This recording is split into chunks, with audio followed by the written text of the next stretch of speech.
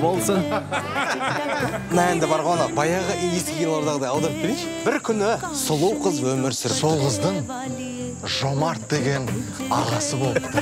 Ол атеді дәл қазір сатайын деп жатыр. Енді сіздерге басқа жұмыс іздеу керек. Қандай қазақты көрді екен, туысқан жұмыстан шығаратын, ана шетелдерде әбден жүріп қазақшылықты ұмытқан. Любой момент кида кетеді. Бала кезінен кидала болған. Hey, бесші, are you Mr. Жомарт? I am Жомарт. Не болды? Жомарт аға!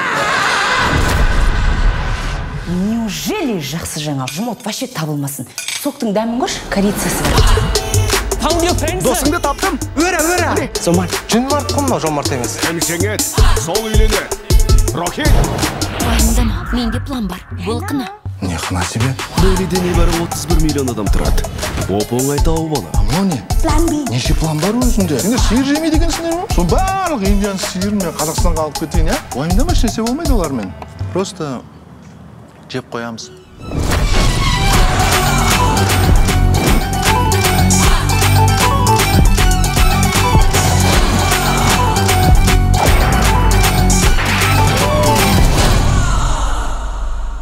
Sorry, please, I want ням-ням.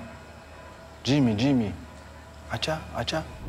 Қазақша бизнес Үндістанда. Жомарт деген сайын басымызға шықтың ғой. На то пошло. Менің атымды паспортта қалай жазылып тұр, солай толығымен айтыңдар. Қасым Жомарт Қанатұлы деп. 29 желтоқсаннан бастап. Барлық кинотеатрларда.